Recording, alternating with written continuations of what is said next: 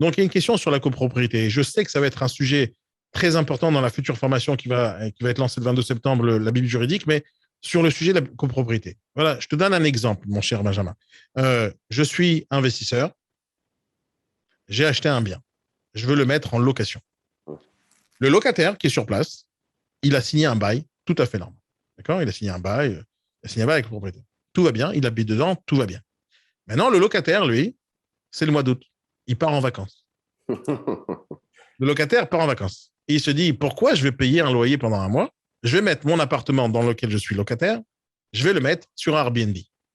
Et Airbnb va m'amener un locataire qui va me payer, je sais pas, tant et tant d'argent pour le mois d'août.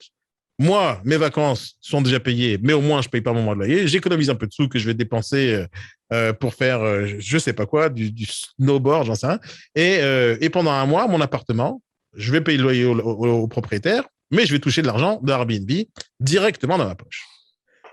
Le monde va bien si c'est comme ça que ça fonctionne. D'accord. Donc, l'investisseur, il est tout content, il a son argent du loyer, tout va bien. Le locataire, il est content, il a de l'argent d'Airbnb. Et dans la théorie, tout le monde est content. Bon, elle est où la faille, là, mon cher Benjamin? il y a... Dès la question, il y a une faille en réalité. Je sais. Alors, tu as parfaitement raison de poser la question parce que c'est vrai que ça fait partie des questions qu'on pose régulièrement, puisque je suis également consultant, on me pose la question. Et puis plus que ça, c'est que là, tu as donné l'exemple d'un investisseur, mais ça peut être un particulier, une personne physique qui achète un appartement pour le louer, qui peut être confronté à cette personne. Il y a deux choses qu'il faut comprendre. Moi, j'aime bien dire, mais c'est le côté joueur de cabinet d'avocat, ça. J'aime bien dire tout ce qui n'est pas interdit est autorisé. C'est sympa. Alors, il y a des choses autorisées, il y a des choses formellement interdites. J'ai parfaitement le droit, si je suis locataire, d'avoir un sous-locataire. J'ai même parfaitement le droit de récolter de l'argent de cette sous-location, à deux conditions. La première, c'est que ça ne soit pas interdit dans le contrat de bail, pour commencer, et qu'en plus, j'en avertisse expressément, c'est-à-dire qu'il ne faut pas qu'il le découvre, j'en avertisse expressément mon propriétaire. Alors, tu as dit un truc important. Ça ne doit pas être interdit. Ouais. Oui, ça ne doit pas être interdit. Ça veut dire que c'est pas obligé de marquer que ce soit permis. C'est ça que tu veux dire. Oui, parce que tu as des contrats de bail qui interdisent tout simplement, clairement et simplement, la sous-location. Donc là, il n'y a strictement rien à faire. Non, mais tu as bien dit que ça ne doit pas être interdit. C'est-à-dire, si ce n'est pas écrit, ce n'est pas interdit. Si ce n'est pas permis, oui. Mais si ce n'est pas permis, ça ne veut pas dire que c'est interdit. Si on ne te dit pas formellement c'est interdit, c'est-à-dire que dans le doute, c'est autorisé. Exact. En revanche, il y a marqué c'est clairement interdit, il n'y a rien à faire, c'est mort. Bon, pour faire simple. Pourquoi il y a deux problèmes? Il y a deux choses juridiques. Alors, je n'ai pas envie de noyer l'auditeur dans les termes trop techniques, mais tu as une notion de fruit civil. Il faut savoir ce que c'est que les fruits civils. Je vais te donner une image qui est assez simple, que j'aime beaucoup. Tu passes dans une rue et tu vois la branche d'un arbre qui dépasse de la clôture d'un propriétaire. Tu vois la branche d'un arbre qui dépasse et il y a un citron au bout de la branche. Tu prends le citron, tu prends une table de bar, une petite chaise, tu presses ce citron, tu te fais un petit stand dans la rue et tu le vends 2 euros. À qui doivent revenir les 2 euros? Au propriétaire de l'arbre, dans la théorie. Mais tu as entièrement raison. Sauf si le propriétaire de l'arbre t'autorise à faire des jus de fruits sur son arbre et ne te demande pas de dédommagement. À ce moment-là, il te loue son fonds de commerce. Et voilà, tu as tout compris. Donc, en réalité... Pour moi, il y a quand même quelque chose ici. Non, mais tu n'as plus besoin de moi, finalement. Pour Nabila ou quoi? Je te laisse la chaise. Non, mais beaucoup de logique permettent de répondre à beaucoup de questions. Il y a des choses qu'on ne peut pas inventer, mais là, tu as parfaitement raison. Donc, si je veux sous-louer mon appartement, pour commencer, il faut que le propriétaire m'y autorise, qu'il me le dise noir sur blanc. Deuxièmement, il faut que je l'informe. Parce que qu'est-ce qui se passe si je suis mis dans un contrat de bail qui m'autorise dans cette situation et qu'en plus le propriétaire ne m'autorise pas? Qu'est-ce qui se passe? Mais ça se voit tous les jours. Tu regardes les décisions même pas regarder la Cour de cassation, simplement les tribunaux d'instance, ils sont engorgés de ces problèmes. Tu as, dernière en date, c'est une décision de justice qui est assez connue, c'est une Cour d'appel de Paris, c'est un tribunal d'instance de Paris, pardon. Tu as un propriétaire qui se rend compte de façon complètement, je dirais aléatoire, qui se rend compte que son appartement se trouve sur le site Airbnb. Alors, tu vois, c'est le double effet qui se coule. C'est-à-dire que, un, il ne le savait pas, et deux, son locataire ne l'informe pas. Donc, tiens, ça ressemble un peu à mon intérieur, ça. Et il Hmm. voit des photos qui ressemblent à son appartement. On se rend compte que sa locataire a sous-loué pendant plusieurs mois, et ça depuis plusieurs années, l'appartement. Donc, ce n'est pas autorisé par le contrat de bail. En l'occurrence, là, ça ne l'était pas. Et en plus, il n'a pas été informé. Qu'est-ce qui s'est passé? C'est la théorie des fruits civils. Elle a dû rendre à son propriétaire, tu vois le danger, hein, elle a dû rendre à son propriétaire tous les loyers qu'elle avait elle-même perçus. Donc, pour résumer, Benjamin, si je suis locataire d'un appartement et je le sous-loue en Airbnb, je dois avertir Et que et ça que soit ce ne prévu soit dans le pas, contrat de bail. soit pas interdit. En fait, si c'est pas interdit, je suis pas obligé de le rajouter au bail. Je peux avoir un mail, par exemple, de la part du propriétaire qui me le permet. Oui, oui, oui, Ouais, oui, d'accord, ok. oui. Bien Donc, sûr, bien il me sûr. le permet. Maintenant, même s'il me le permet, d'une manière très explicite, tu as le droit Exactement. de sous-louer. L'argent que j'ai touché du Airbnb, il revient au proprio. Ah, il peut m'autoriser à le garder, Mais, évidemment. mais s'il Il ne peut m'autorise pas, l'argent lui Ah revient. ben oui, bien sûr. Ben oui, puisque recevoir des loyers d'un bien immobilier, c'est une prérogative de propriétaire. Mhm. Or, le locataire, il n'est pas propriétaire. Donc, il ne peut pas percevoir de loyer. Encore une fois, sauf si on lui autorise et que c'est prévu entre les parties.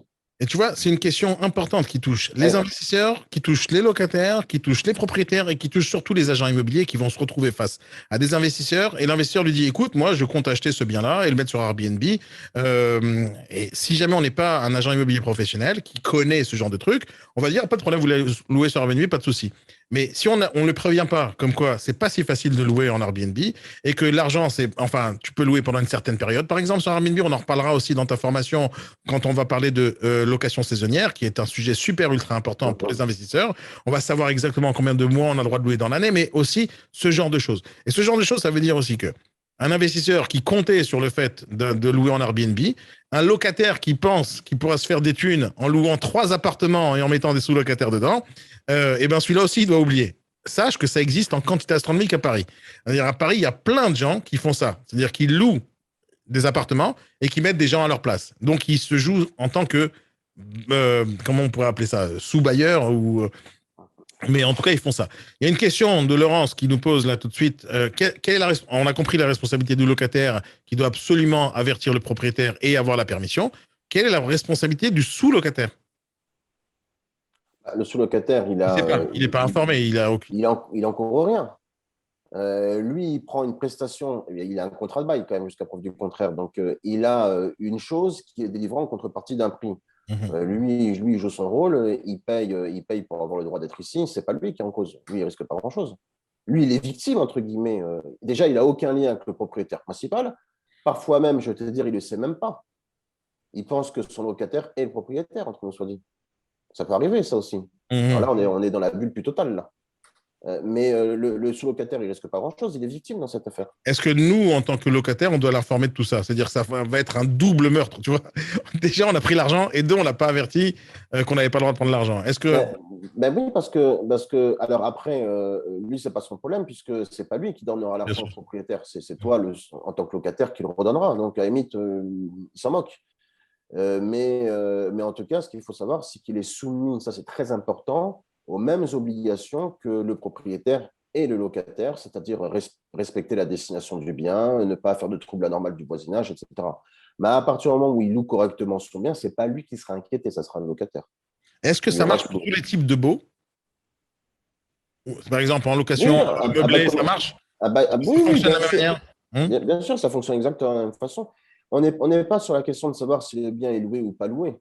Cette question de savoir si le bien est loué ou pas loué, c'est une question de préavis qui n'a rien à voir avec l'objet de la formation aujourd'hui, enfin dans l'intervention. C'est une question qui regarde le propriétaire et le locataire. Là, on est sur autre chose, on est sur du détournement de loyer. On est vraiment sur quelque chose qui n'a rien à voir. On En n'est fait, c'est pas proche de sur. l'arnaque, en fait, c'est du vol, tout simplement. Ben, pour le propriétaire, c'est du vol, je le confirme. Parce que si je n'apprends pas de façon aléatoire, personne ne me le dit que mon bien est sous-loué pendant l'été, eh bien oui, je me sens volé. Alors, j'ai reçu mes loyers normaux, normalement versés de mon locataire. Donc, finalement, je n'ai pas de perte, si tu veux, d'argent. Je n'ai pas perdu des loyers, même virtuellement, je n'ai rien perdu puisque je suis viré tous les mois par prélèvement ou par chèque, peu importe, de mon locataire. Mais en tout cas, il se passe des choses dans mon logement qui sont illégales. Alors, je ne peux pas être attaqué, je peux pas être recherché non plus en responsabilité quelconque, puisque je ne suis pas censé être au courant. Donc, on ne peut pas reprocher à un propriétaire de ne pas être au courant d'une sous-location, puisque par définition, c'est caché. Hein. Donc, on ne peut répondre que des fautes dont on a connaissance d'ailleurs. Non, c'est le locataire qui est embêté. Ce n'est pas le propriétaire, ce n'est pas le sous-locataire, c'est le locataire qui fait n'importe quoi. Est-ce que le propriétaire a la possibilité de venir à l'improviste pour vérifier qu'il n'y a pas ce genre de conneries qui se passe chez lui? Mais alors, il y a une règle, il y a un petit adage en location qui est assez connu, c'est que le temps de la location, le locataire est propriétaire chez lui. Alors, ça veut un peu rien dire comme phrase, mais c'est assez parlant, c'est que euh, même si je ne suis que locataire, je n'ai pas le droit de recevoir des visites à l'improviste, même du propriétaire. Une visite, normalement, elle est organisée, elle est prévue au moins 48 heures à l'avance. Et puis, au-delà du droit, il y a des questions de bon rapport entre le locataire et le propriétaire. Maintenant, si je me rends compte que le bien est sous-loué parce qu'il y a des meubles qui ne correspondent pas vraiment à ceux que j'avais laissés quand j'avais fait signer le bail avec mon locataire principal, ou alors je me rends compte que ça fait des semaines, voire des mois que je n'ai pas vu mon locataire et que je vois toujours des allées et venues avec quelqu'un qui ne semble être pas de sa famille, oui, je peux me poser des questions. Mais venir à l'improviste chez son locataire, c'est techniquement et juridiquement pas possible. On va dire que… Sauf cas particulier, tu passes sous la porte de ton appartement et tu entends, une personne hurler. Là, tu peux suspecter éventuellement qu'il y a un danger imminent de mort ou de blessure. Et là, tu peux enfoncer la porte dans des cas très particuliers. Mais enfin, on n'est pas dans cette hypothèse-là. Maintenant, il y a une autre question qui, encore une fois, en découle. À chaque fois qu'on parle, il y a toujours des questions qui arrivent. Maintenant, en tant qu'agent immobilier, je suis agent immobilier. Jusqu'à aujourd'hui, 14h40, je ne savais pas qu'un locataire, pour ceux qui écoutent, hein, parce que moi je savais, mais imaginons que je suis agent immobilier et jusqu'à 14h40 que je t'écoute, je ne savais pas que le locataire que j'ai mis en place, parce que je fais de la location, imaginons, il n'a pas le droit de louer en Airbnb. Et moi, il m'avait dit, par exemple, quand il est venu signer le bail, il dit, écoute, moi, je vais être ici pendant 11 mois, mais le mois d'août, je compte sous-louer. Et moi, agent immobilier, quand je ne savais pas ça, je lui disais, pas de problème, faites ce que vous voulez chez vous. Mais maintenant, il est 14h40. Et j'ai écouté ce que dit Benjamin et Oscar. Quelles sont mes obligations maintenant que je sais vis-à-vis de ce locataire-là?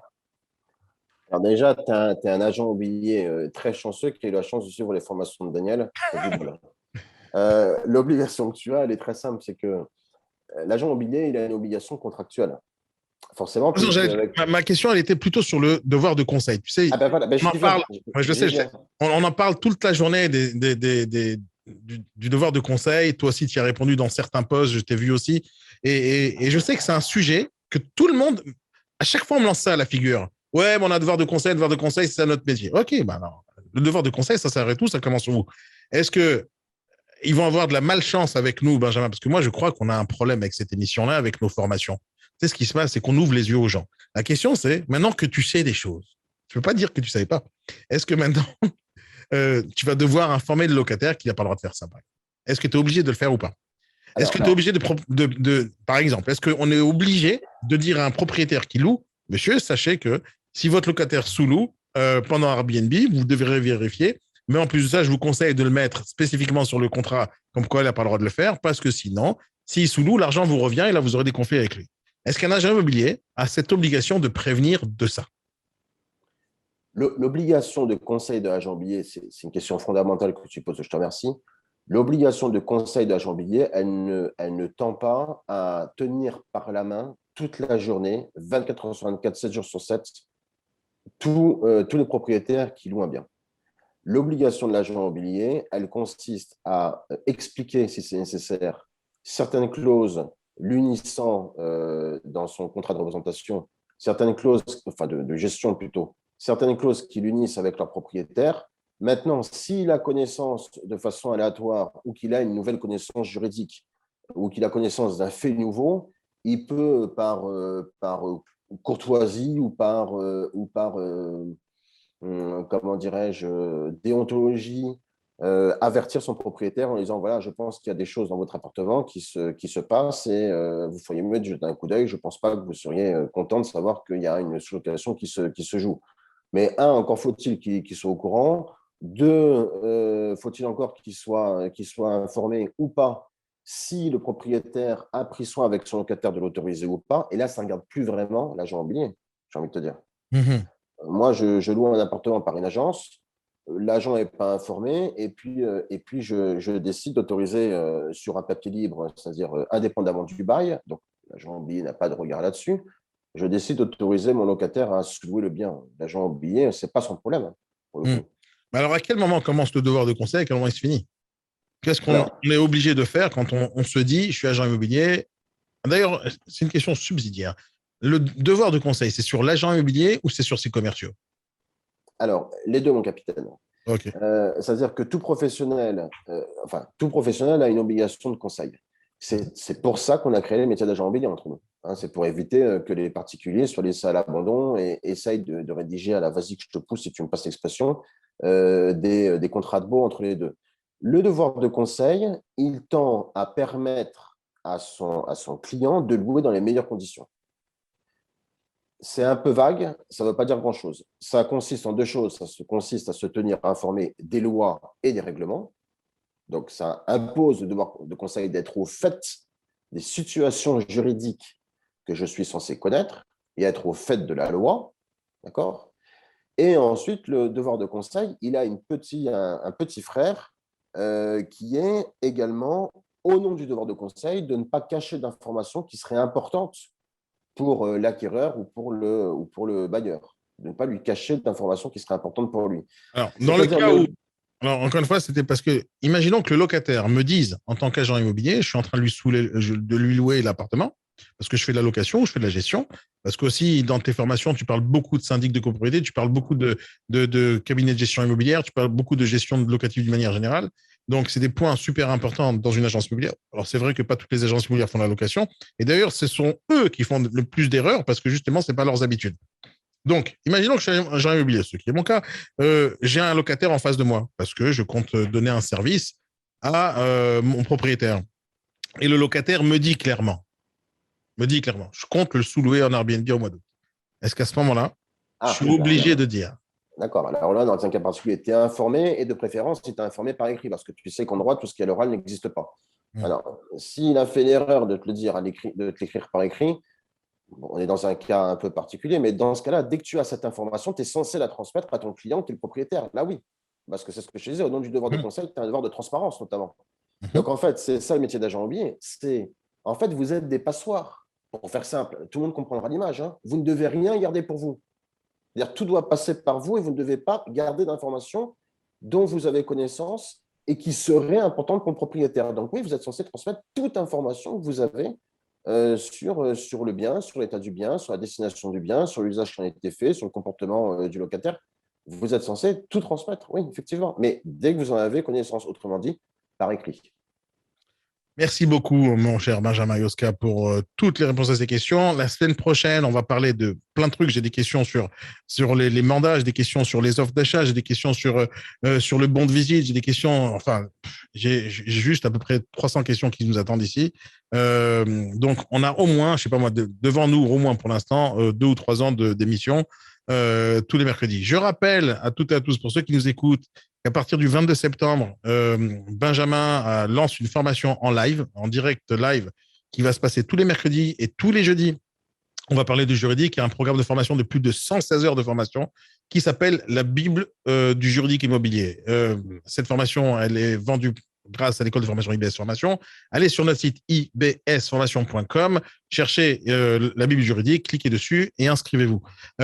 Pour ceux qui sont dans le groupe immobilier de notre métier, il y a aussi un poste là-bas pour vous donner la possibilité d'aller vous inscrire et prendre la formation. Elle est finançable par les AGFIS, par les AGFOS, par les OPCO, par le CPF. Donc, participer à cette formation. Elle dure pratiquement 8 mois. C'est toutes les semaines, il y aura 4 heures de formation, tous les mercredis et tous les jeudis, et ça sera en live. Et pour ceux qui prennent la version replay et e-learning, vous allez pouvoir re-regarder toutes les formations qu'on aura pu faire en live. Ça va être super intéressant parce que le programme de formation je vais vous le mettre aussi dans le groupe Telegram pour ceux qui veulent. Le programme de formation, il est ultra complet. On va parler, je vais vous dire tout de suite tous les sujets, grosso modo. On va parler de copropriété, on va parler de rapport locatif d'habitation, donc c'est pour les investisseurs, le rapport locatif. On va parler d'estimation, on va écouter la vraie estimation de la part d'un expert immobilier parce que Benjamin est un expert immobilier. J'adore le vanter parce que moi, j'aurais pas pu faire ça pour moi-même. Donc, je me laisse la possibilité de te donner des compliments et tout et tout. On va parler de fonds de commerce, on va parler de comment on définit un bail, quel bail on doit signer, on va définir comment on estime d'un point de vue juridique et légal, comment on fait une estimation d'un fonds de commerce, d'après ta vision en tant qu'expert immobilier. On va parler des marchands de biens, on va parler de vente à la découpe, on va parler du bien lui-même, c'est quoi un bien immobilier déjà, par où ça commence, où ça finit, qu'est-ce qu'on a le droit de faire à l'intérieur, qu'est-ce qu'on n'a pas le droit de faire à l'intérieur quand on est en copropriété ou pas en copropriété. On va parler des fondamentaux de l'immobilier d'une manière générale en tant qu'agent immobilier, en tant que négociateur, en tant que mandataire. On va parler de la RGPD, on va parler de Tracfin, on va parler des apporteurs d'affaires. C'est tous les jours, on pose des questions sur les apporteurs d'affaires, qu'est-ce qu'on a le droit de faire, qu'est-ce qu'on n'a pas le droit de faire. Là, on va parler vraiment de tout ça, du cadre légal. On va parler, tu vas aussi donner des documents, des modèles de contrats qu'on pourrait faire signer avec ces gens-là. On va parler de la rédaction de contrats, que ce soit les compromis de vente, que ce soit les mandats, que ce soit les contrats d'apporteurs d'affaires, que ce soit les contrats d'agents commerciaux. On va parler de toutes ces choses-là qui sont obligatoires et légales dans notre métier. On va parler de toutes les étapes notariales d'un achat immobilier, c'est-à-dire qu'est-ce que le notaire est obligé de faire, etc., pour qu'on, nous, en tant qu'agent immobilier, on puisse comprendre les différentes parties dans notre métier. On va parler de la formation, il y aura une partie dans la formation sur les terrains, sur les PLU, sur les droits, enfin, tous ces trucs-là qui touchent au terrain. On va parler d'urbanisme, ça fait partie de ta spécialité, l'urbanisme. Tu connais ça par cœur. On va parler de promotion immobilière. Donc, on a 116 heures de formation qui vont, c'est pour ça que je l'appelais la Bible de l'immobilier, ce sont tous les sujets qui touchent à votre métier, que vous soyez débutant, confirmé, intermédiaire ou expert ou agent immobilier ou notaire ou syndic de copropriété ou cabinet de gestion, il y a obligatoirement quelque chose qui va vous intéresser. Cette formation, vous pouvez l'acheter à la carte par chaque thème qui vous intéresse, comme vous pouvez l'acheter dans la globalité. Moi, je vous conseille de participer au live. Elle se vend pas cher en ce moment parce que on est dans le lancement, que ça commence le 22 septembre. C'est quoi les prix qu'on a mis? C'est à peu près 300 quelque chose euros pour le live, 329 euros pour ceux qui veulent suivre le live tous les mercredis, tous les jeudis en live avec Benjamin Yoskas, ce sera en visioconférence. Et vous pourrez interagir et poser toutes vos questions. Si vous voulez participer à cette formation, je vous conseille une chose, c'est prenez un bout de papier et un stylo et commencez à rédiger toutes les questions qui vous passent par la tête. À la fin, vous aurez des vraies réponses ultra précises, telles que vous venez de les avoir maintenant, et il n'y aura pas d'ambiguïté. Ou on a le droit, ou on n'a pas le droit. Et il n'y aura plus besoin d'aller ni dans des groupes, ni nulle part pour poser des questions et avoir des réponses d'amateurs.